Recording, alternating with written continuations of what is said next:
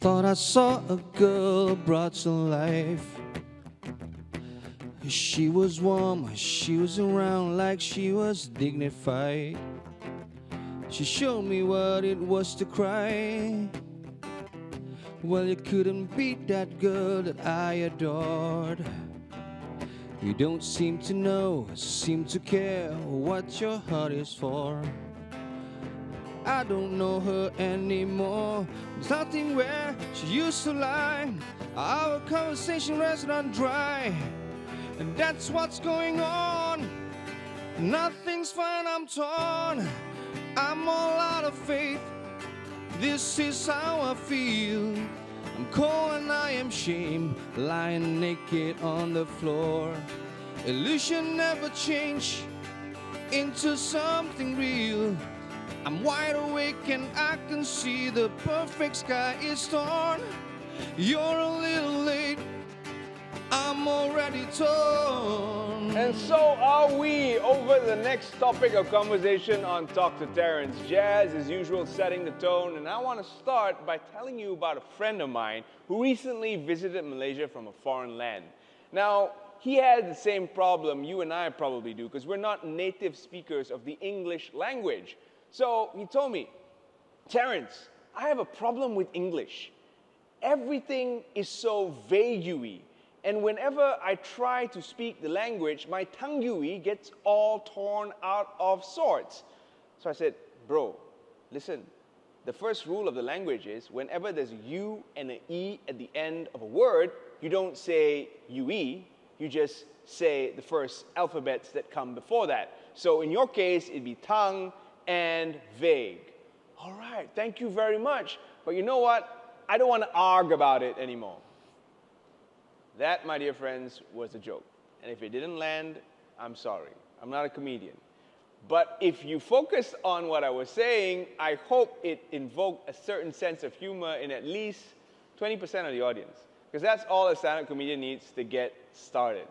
So comedy has become quite contentious in recent times. And therefore, today on Talk to Terrence, we're going to focus on the politics of comedy. Don't go anywhere.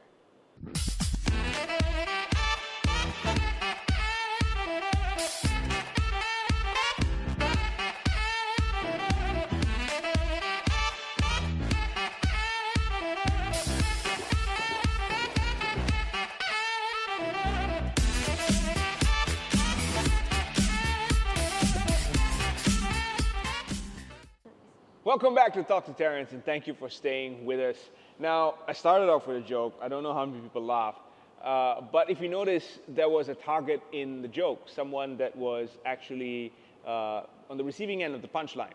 So every joke, every stand-up set has a sequence of punchlines and targets. This is how a stand-up comedy is built. This is how the comic constructs everything that he has to say. Now, of course, comedy can be contentious, and that's why we're going to focus on the politics of comedy. But to do so, I do believe that a certain level of physical fitness is required. Not to take the punchlines, but to make sure that you are standing after you receive them.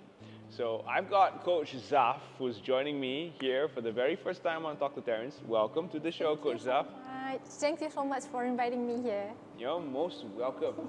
Now, you have a very unique brand of fitness in that you are focused on Muslimah fitness. Yes. Can you tell us why you started? All right, I'm started to be a coach back 7 years ago when I finished my study in UiTM as a sports science student. Mm-hmm. And then I work at the, before I involve myself in the fitness industry, I work at the sport retailing shop. And all knows, Malaysia knows the brand, Alixan. All right. All right. and then I got the offer to what we call it, the offer to spread or share or further my knowledge in fitness. Okay. I've been invited to work at Curves. Curves. Yours is a gym that only focuses on women. That's it. Right. The franchise gym from US. Right. And then I worked there for 5 years. And of course, there's so many experience I've Right. been So it's a huge learning curve for you when you went into this industry and you realized that there is a niche market for training women. Yes. So is there a difference as a coach? Because I'm sure you've also learned how to train men, but is there a difference between women and men when it comes to training? There's a lot of difference when it comes to train a man and women, because you know women with their emotions. Oh wow! Okay, it's coming from you, not from me. Yeah, because it comes from my experience. Okay. They've been so hard to convince a women to work out because Wow, really? because yeah, it seems like they are interested, but when we explain to them what we're gonna do next, there will be some voice that they will say, boleh ke angkat berat nanti besi nanti I naik semua masa. So I have to explain one by one, you know. And we can see some of the training methodologies that you employ. Yeah. And they don't look like they involve a lot of high intensity weights. You're pretty much cardio focused. Yeah, right. Because cardio, it covers most of our body system. We have to improve our cardio first, generally, to get fit other components of fitness. All right. So for women, Yeah. that notion of muscle building, I am not sure, but from what I have read, it is impossible for a woman to go into the gym, lift the same amount of weights as a man, because women naturally don't have more muscle compared to men. Is that Exactly. correct? Roughly? Exactly. Okay, great. Because women, generally, women should understand that how you gonna start the exercise. You don't have to be very strong like Hak Wan kena angkat all the Deadlift records, Yes. squat records. You don't have to set yes. Normally we start with the assessment. We're gonna do some a little bit training to see how much they can take the weight Right. before we design the other training program. Okay, so besides training, there's also the component of diet, and we're gonna have some tea. Is that okay with you? Yeah. All right, so I've got Joy in the house with her favorite brew. Come on over, Joy. Thank you very much for serving us your favorite brew of tea. Joy is also very fit because she has to carry around tea and serve a lot of meals a day. I'm sure she has some sense of fitness. But I want to ask you, Joy, what is the specialty here at this hotel? We serve a lot of kind of food like in Malaysia and even Singapore. Even all our desserts is mostly all around the world. Wow, dessert. That is something that's a no-no for fitness. Thank you very much, Joy. Thank you for having me. So, what kind of meals do you enjoy personally, Joy, here? Personally, my favorite is their oat chicken. Oat chicken. Yeah. That sounds healthy, leh. Yeah. Thank you very much, Joy. Thank you. So, Coach, can you tell us a little bit about diet? All right. Most of us in Malaysia exposed with Western diets. Western diets like oats, overnight oats, and some kind of complicated, complicated diet, it doesn't have to be like that. As long as you cut your sugar, as long as you take your carbohydrate low intake, and then you should good to go with the You're good diet. to go. Yeah. Low carbs and try to maintain on a higher protein intake. So another aspect of your coaching, which I want to share with the viewers, is the fact that you put your focus on Muslimah fitness. Right, betul. What are the aspects of Muslimah fitness? All right. As we can see, Muslimah Malaysian, when it comes to workout, they a little bit shy, to be at the open. Even at the gym, if there's men, so they will. They'll be self-conscious. Yes. Right. So when it comes to ladies gym concept, being in Malaysia, it's very, very, what we call it? New? Is it new? Kind of new, because Right. not all women aware about that. Right. But Is it hard for you to get clientele? pardon? Is it hard for you to get women to come to the gym Not really, but then their consciousness about, themselves? yeah. Right. So that's the first hurdle that you face. Yeah, To betul. overcome that self-consciousness. Self-conscious. How do you do that? How do you convince Muslim women who are wearing the hijab and who are generally very protective and very self-conscious, self-aware of what they have on their bodies, what they're wearing, and are generally pretty shy, as you mentioned? How do you convince them to embrace a fitness program?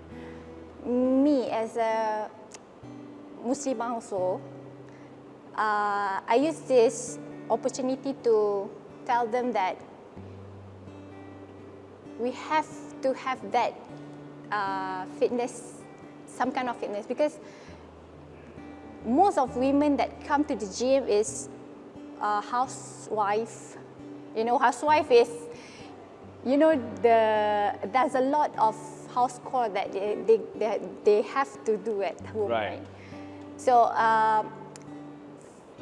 awareness about fitness itself.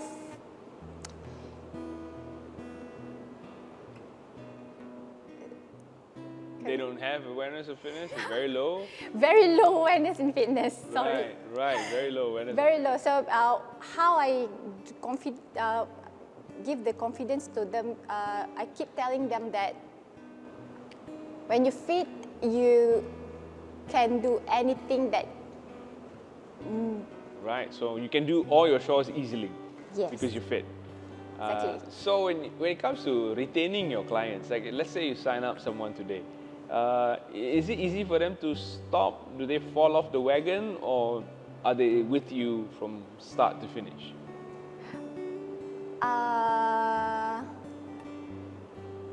There's a few groups of women that they stop at the middle of the program because they can't commit the time as the reason. Right. Yes, but then I used to persuade them to continue what they think before they sign up for the gym, right? They have the fitness goal, so they have to achieve them. And also from the start and to the end, I also have the client that very, very committed with the training that I give them. And they are very happy to achieve the goal. We can see at the face, every month we're going to have a measurement day. All right. We are showing our viewers one of the key aspects of your fitness program. Are you teaching them to, be a bit more aggressive with the husband at home? Oh my God, that one is What a is this personal training for, training. ah? A bit scary, Personal leh. training. That one's for me because I like martial arts so much. But then depends on the woman because not all clients love the aggressiveness of the exercise. So I have to persuade them with what kind of fitness goal they want to be. And most of them, of course, lose weight. And some of them, they have problem with the skinny body that they want to be toned up a bit. Right. Yeah, me myself have that problem. All right, well, it doesn't show. You're super fit, right? Because you can throw some kicks right there. Talk to us about your next adventure, because I have been made to understand you are going to be, opening up your own gym. Inshallah, because before this, after I worked at I didn't finish the story. After I've worked with the curves for 5 years, I own my own gym at Shah Alam. But then there's a few problems that we face. And I have to close and I have to be freelance coach outdoor. Right. So then I stopped for a while for the time being because I have to focus with to my son. I have two sons already. Oh, wow. I have two sons already, so I have to focus on them, and I managed to come up with my plan to open my gym soon. Right, so we're looking forward to that. Where can our viewers go to find out more about you, Coach Zaf, and your fitness programs? All right. Personally, I don't update too much about my fitness at my IG or social media. But then you can find me at Fam Fitness at IG. I still work on that page. Because for the time being, I'm stopped teaching. Right. So you can find me at the Fam Fitness, and my personal IG is Zafira Zulkifli. All right, so check her out. The reason she's here is because she trains one of the most popular news presenters in RTM, Shuhada Arifin. This is her coach right here. So if you want to see results, go check out Shuhada, and that is testament to Coach Zaf's program's efficiency. Thank you so much for joining us in conversation and sharing a bit about your fitness journey. So when we come back, guys, we're going to have a very special guest who's toured the world. He's been all over the place. He's got a special on Netflix. He's the right man to talk to when it comes to this current crisis we're facing with comedy worldwide, and it's not parked in any one part of the world. So it's a worldwide assault on comedy, I feel. He may have a different opinion. Kevin J will be with us in conversation on Talk to Terrence. Don't go anywhere.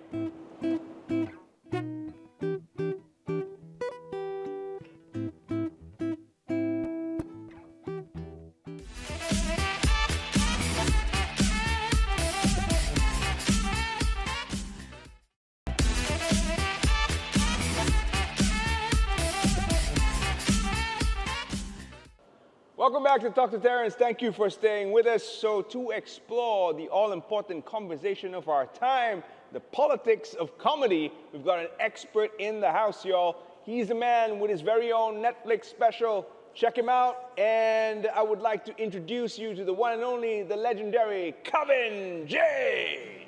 I'll be watching you every breath you take, every move you make, every bond you break. I'll be watching you every single day, every word you say, every game you play. I'll be watching you. Thank you, Jasri. Thank you very much for that. That is also, ironically, the same thing the police said to me yesterday. The police being the band who played the song originally. The police, yeah. Anyway, a lot of comedians, they dream of being on Conan O'Brien. They dream of being on the Tonight Show with Trevor Noah. I, however, have bigger dreams. I dream of being on RTM at 11 o'clock on Saturday morning, talk to Terrence. What I'm trying to say is I need a new agent, guys. I've been on Netflix, Look where I am now. But yeah. Hey, thanks for having me, guys. Welcome to the show. Just because of that, you don't get no handshake. Get a fist bump. Fist bump would do. Welcome. And that is how you roast someone in 30 seconds. And it happened to just be his own host lah. Who else am I going to roast? The cameraman, is it? Yeah, fella guy sitting there, Yeah, that's playing the guitar. Yeah, lah, that's first joke was the roast to him, what? Okay, he didn't feel anything also. I laugh about it. But I felt my ratings drop. I don't think it's because of me. So, as you can see, right, I think both of us got pretty thick skin lah. Yes. A comedian and a fan of stand-up comedy. I love watching stand-up comedy. I'm not so good on the delivery. That's why you guys are the masters. Before we get into talking about this whole politics of comedy topic we've got here, I want to ask you about your own journey. Right. Why stand-up comedy? Because you are super qualified in terms of intellect. You did something I don't think I can even dream of touching. It's not that hard.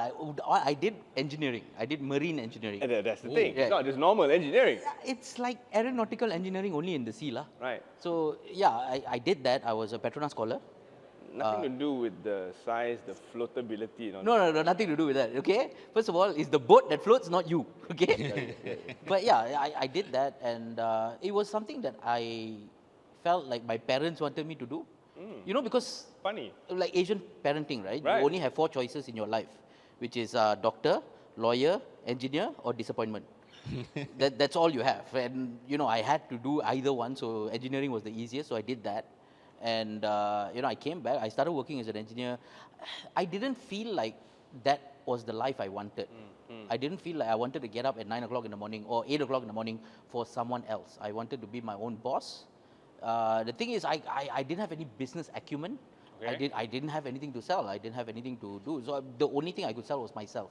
And the one thing I had was, you know, basically a talent in talking, right? And it's weird because I tried singing, right?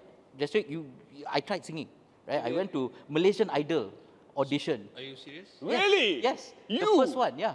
I went. Another fist bump. No, hold on. I didn't get through.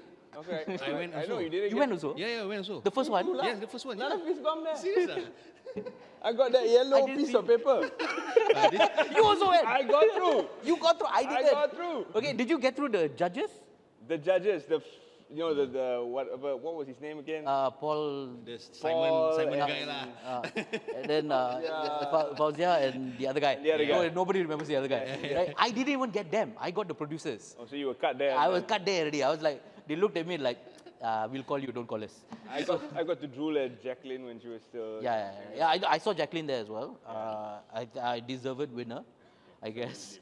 You know, Absolutely. yeah. She really. No, but it would have been different if I joined, lah. You know, I'm just saying. Really? You know. If you had got through. All right, okay, I see us on the similar kind of disappointment career path here. But we can't leave our brother here hanging. So, Joy, can we hit our man up here with some tea? Yes. Yes. Oh, I like. Oh, that's very good, huh? Yeah. You sure you want to be on Conan O'Brien or not? That one, you have to bring your own tea, you know? I'm very sure Conan O'Brien will give me tea. Okay? I'm very sure. Okay, now let's get into a little bit of the gist of why we're here. All right. Comedy, it's kind of, I don't know, as a fan, I'm watching this art I love to consume and enjoy, Right. getting attacked from many angles. I think it didn't start here, it started in the US where comedy was born. Well, Do you agree? No, I do not agree that comedy was born in the US. I think comedy is born in a society where, you know, comedy has been around since civilization. I think entertainment and even music, even drama, even theater and comedy, all were born through society. And I think that, you know, laughing is one of the most basic needs of a human being. Okay, maybe I should have fine-tuned that question a bit. I mean, the art of Okay, stand-up. the art of stand-up itself. Again, comedy is born from that. And the art of stand-up, you could say it was born in the US. Some people might disagree with you and say, you know, maybe in the Greek civilization, like Socrates and Plato, although they spoke about philosophy, but most of the time they do pepper in humor into it. So therefore, that could also be stand-up comedy in a way. right? Now the thing is, we can sit here and argue Yes, about yes. a debate about who started yes, comedy. but comedy itself is an innate uh, form of society. I think you can say a society is moving forward or not by the way they enjoy entertainment and comedy itself, right? I might be biased in saying this, but I think it originated in India because we're so good at the receiving and also the giving. Okay, sure, why not? I'm going to state my bias it right could there. be. It could be. It could be. Because we receive comedy from all over the world. No Yes. stand-up comedian can deny that he has an Indian joke in his repertoire somewhere. Exactly. And the thing is, you watched, Tamil movies and stuff like that from Yes. the old days. There's always been comedy, right? It's always been comedy. But so, yeah. is it under attack, this art of stand-up comedy? I don't think it's under attack. I think it's very misunderstood. In the sense that people who like stand-up comedy don't seem to want to get off by saying they like comedy. You know what I mean? Like when you go Yelp reviews, Okay. like most of the time the people who are angry are the ones there like, oh, I don't like this place, right? The people who don't have a problem with the place usually don't write a review. All right. Yeah. Right? Maybe there's a few, but at the end of the day, can you really go by reviews? I think it's just very misunderstood. I think it's misunderstood what we do, what we say, how we say it. Like it's only like past 2-3 years that I've been allowed on TV. And I can tell you this, that 10 years ago, I remember I was invited to do a show on RTM itself, and immediately the producer called me and said, no, I don't think we can have you as a comedian because we know that comedians don't have a filter. Right. Which is very difficult to hear because it's not that we innately just want to make fun of things. That's not what we do. We try to be a little bit more nuanced with it rather than looking at everything in a lens of I need to make fun. No, we deal with social issues with humor. And that's what's special about it, because you have this creative language around your humor that most of the time, the best comedians, when they are up there, you don't see the punchline coming. So Yes. when it hits you, it really hits you, and then you just erupt laughing. And after that first punchline hits you, the comedian basically can have you eating out of his palm, which Yes. is what you're really good at. Where I saw this starting to become a problem for audiences was probably when cancel culture kind of slipped into social media. It started with, for me, Kevin Hart getting pulled off the Oscars for something he said against a protected group. Yes. Do you agree with something like that? Like, a comedian says something retrospectively, you go back in time, basically you can with Twitter, and pull up an Yes. old tweet and then hang the guy to die. I'm going to say something very controversial right now. I think cancel culture is a good thing. Oh gosh. Okay? As I said, I'm going to say something Okay, very okay, controversial. carry on. But I'm going to tell you also the fact that it's been abused. All right. All right? Look, you can judge a person for something that he did 10 years ago. Can you really? I mean, if 10 years ago I was a different person. You were a marine engineer. I was a marine engineer. Now I'm a comedian. So two very different people, right? Also, 10 years ago, I also was single. Now I'm married, right? I may have said a lot of things back then that I'm not proud of now. So, that's the thing. There's 10 years, it takes a lot of things from a person. If you want to go through, backdate my quotes and pull me up for it, find out who I am now. Am I that same person or not? Did I take my time and my opportunity to change to a different person to what I am now? But then again, cancel culture is very important. I do think that a lot of people say this, right? Freedom of speech. Freedom of speech is great. Freedom of consequence is a different thing. Absolutely. I mean, look, having freedom of speech, a lot of people don't understand, having freedom of speech also gives you the freedom of speech to say things you don't like. Like for instance, Nazis, hey, that's freedom of speech as well. You can say whatever you want, you just can't do it. But, at the end of the day, there's two sides of a coin. Do you really want freedom of speech with everything? So you're for cancel culture in the now. No, I'm for cancel culture, just not being abused by it. Because, look, anybody can be cancelled for anything nowadays. You can be cancelled for saying things like, I didn't like this person, for instance. Or I really like this person, right? Now, that person has turned out to be somebody that you're not supposed to like. right? Let's say that person has, now I say I like you, right? It's on camera, I like Terrence, right? Now 10 years later, you become the next murderer. I don't know, maybe you become something bad, right? Now, are they going to pull me up to say, oh, this fella said, Kavin said, he liked Terrence. Therefore, you're cancelled. along with Therefore, I'm cancelled.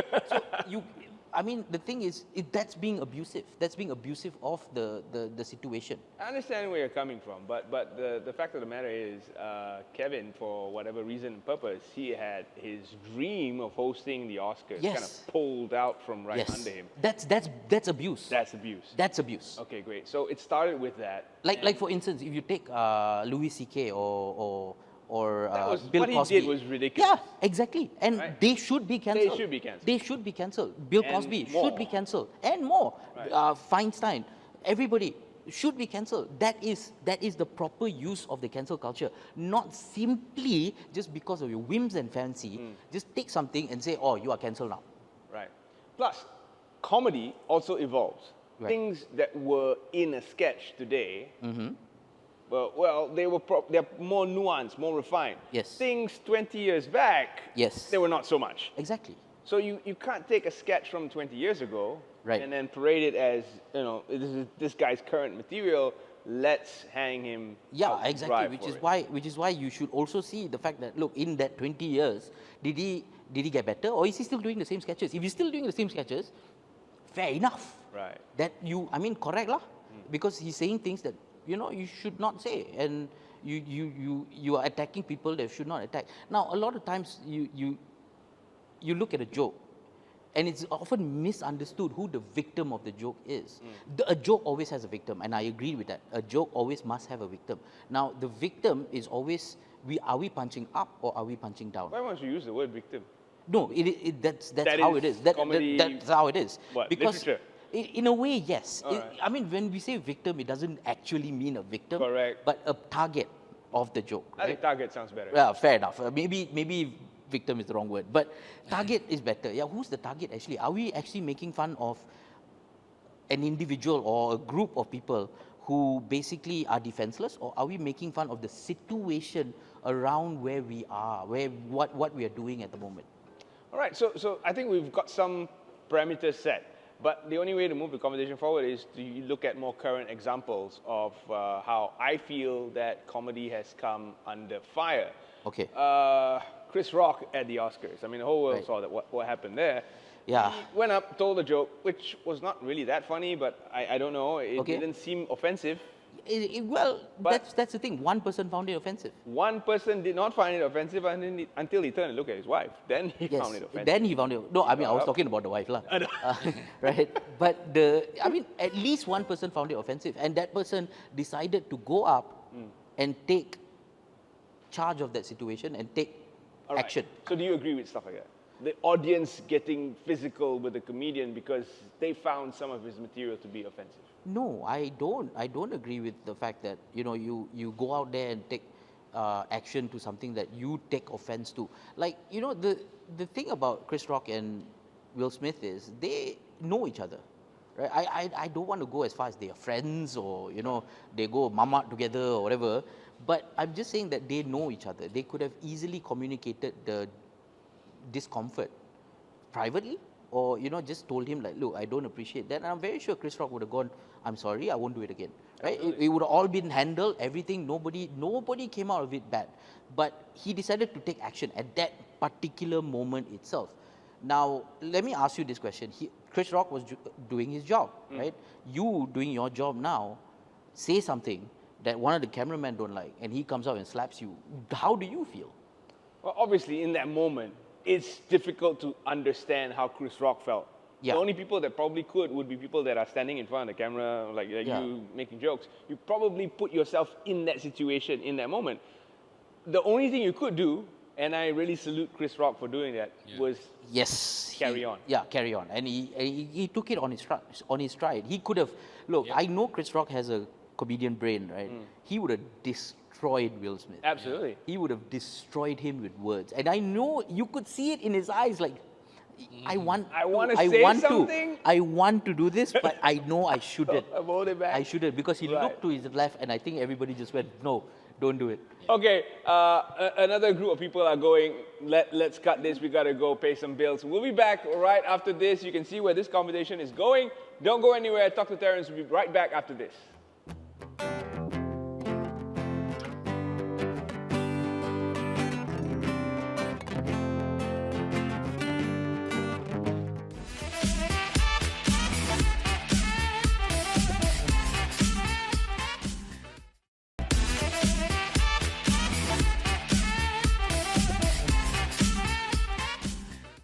Welcome back to Talk to Terrence. Thank you for staying with us. And we have Kavin J in the house, y'all. We're speaking about the subject that's probably on your minds right now, the politics of comedy. And we've got so far as Slapgate. Will Smith, Chris Rock, one slap, heard around the world. Kavin, obviously we don't agree with what happened. Yeah, But it happened. but it happened. And after that, what kind of repercussions have reverberated through the world of comedy? I think it was, the fact that we looked at it as people, are human.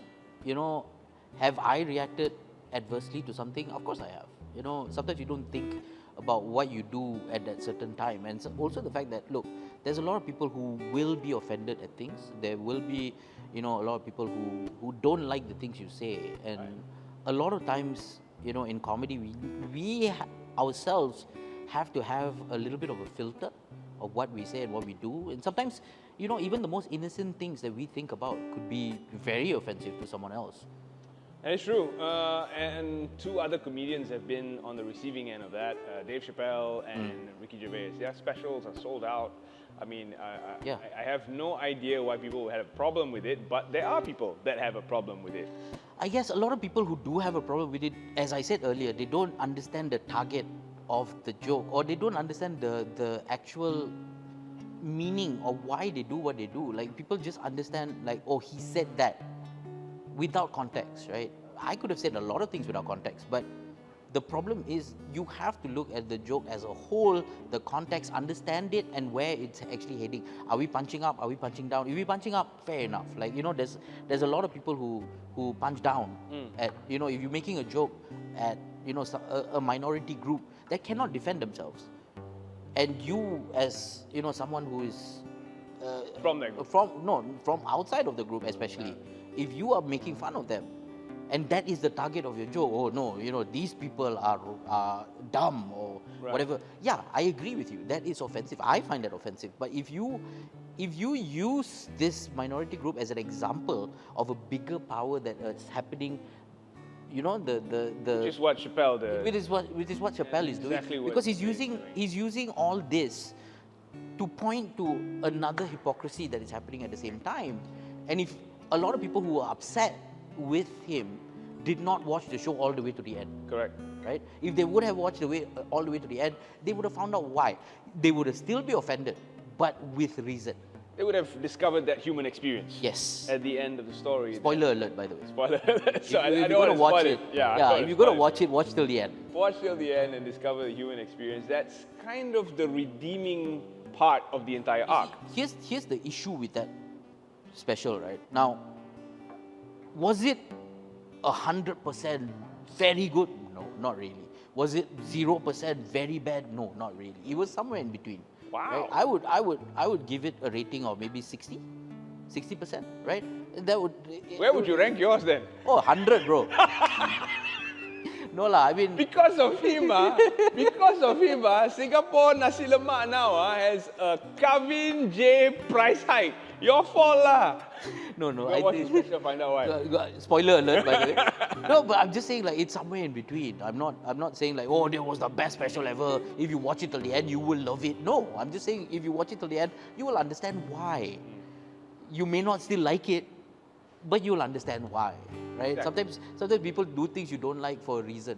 Okay, this idea of a protected class or a minority group, it's been expanding. There are more and more protected classes and minority groups Yes. every single day. Yes. At one point of time, I watched this comedian make jokes solely around bigger people, Okay.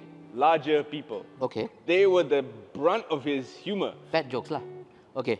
'Cause you I said don't it- know why you speak so PC about it. I'm here. Okay, I let you. got permission, I can Okay. say lah. So the brunt of his humor was that.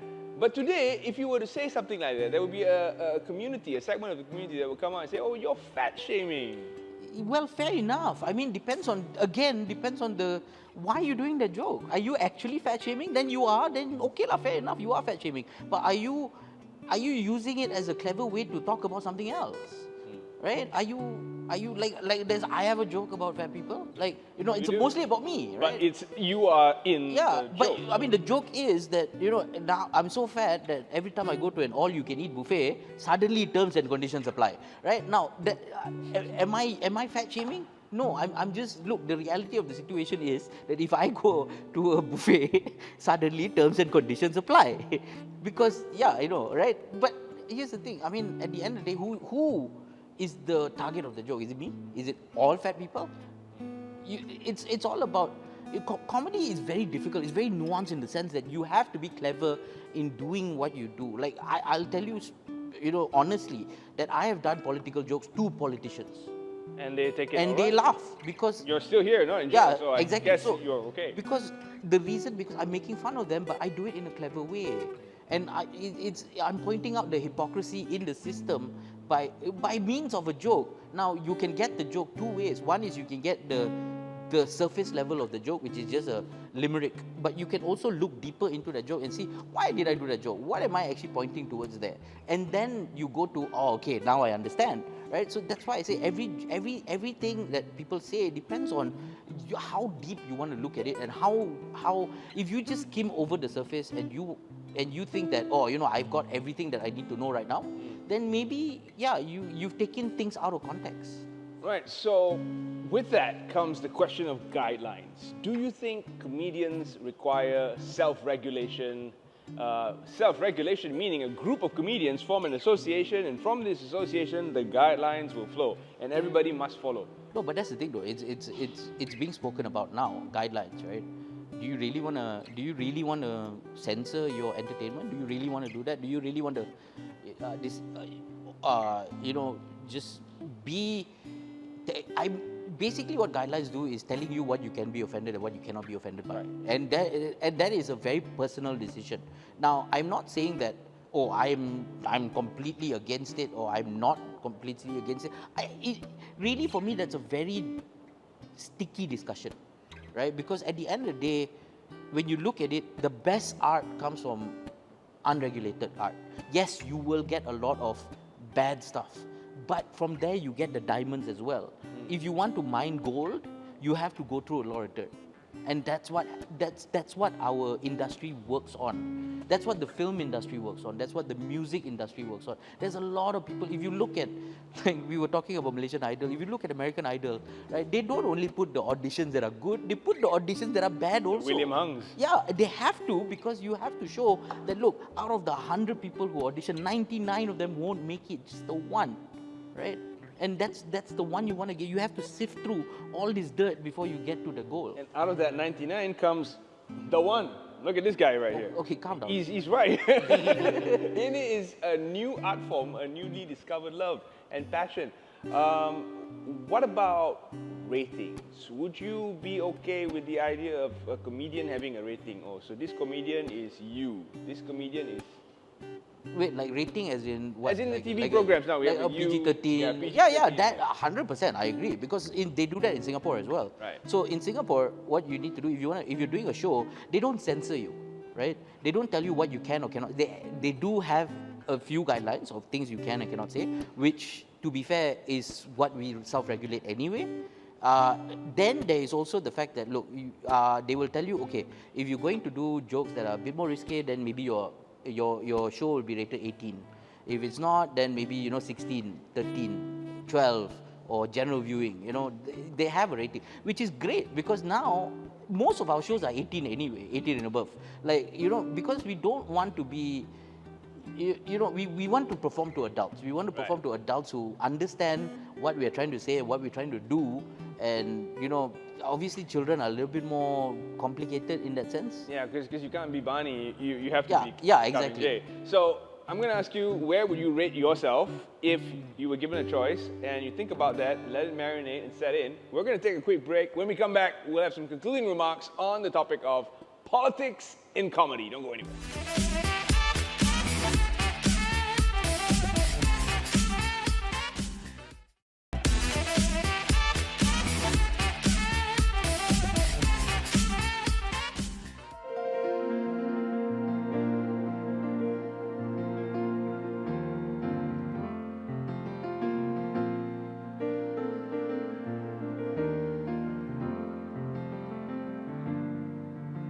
Such mellow music, you know Kavin is rated U untuk tontonan semua.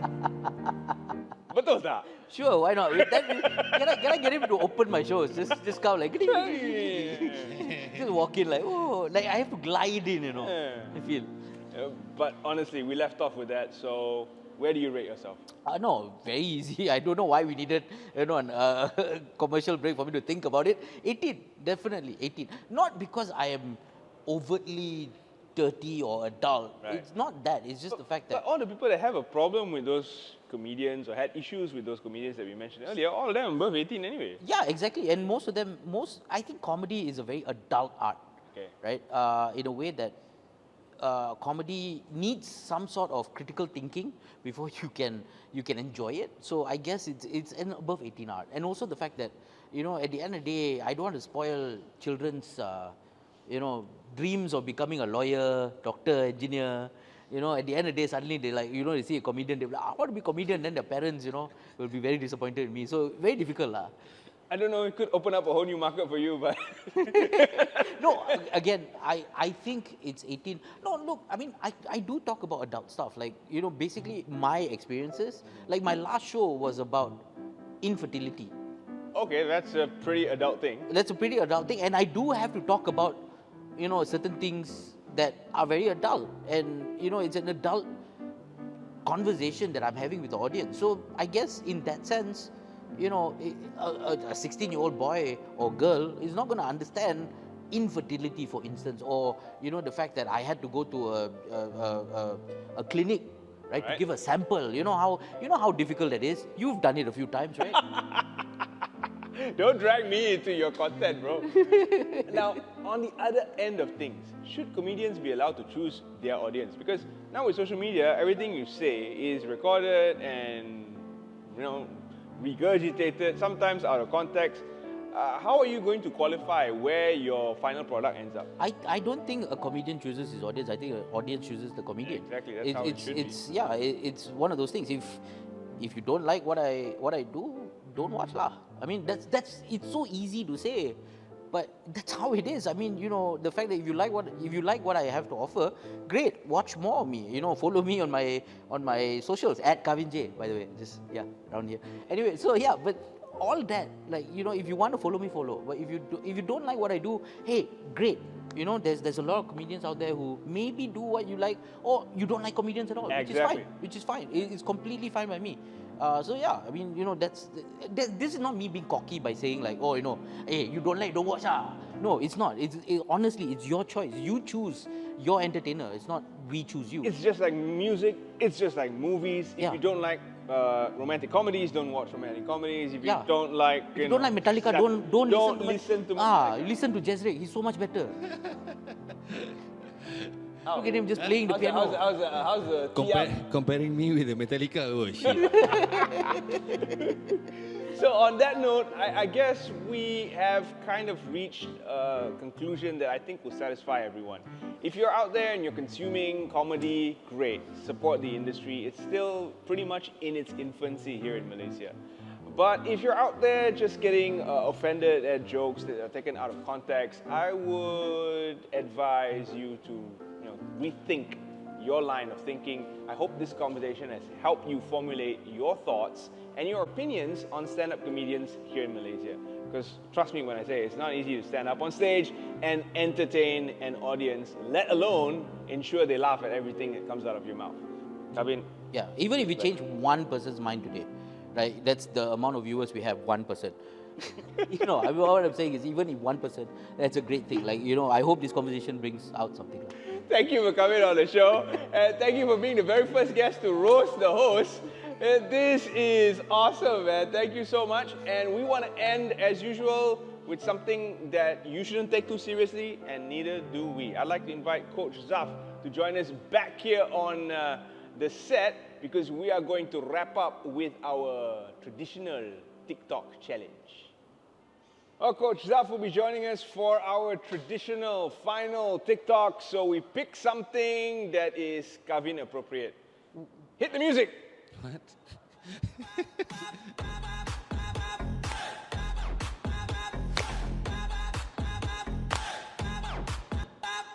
Good.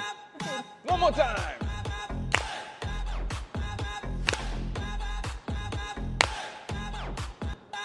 See, if Kavin can do it, you can too. So, on that note, thank you very much for joining us on Talk to Terrence. Too bad. Thank you, Kavin. Thank you, Coach Zaf. We're going to end with this one, going out to all the heroes of comedy.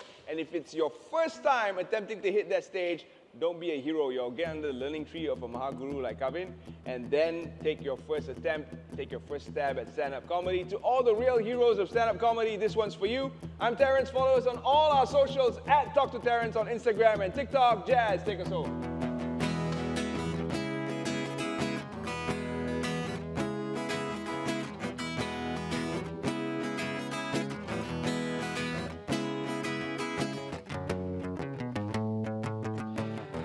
To allow me now to talk about.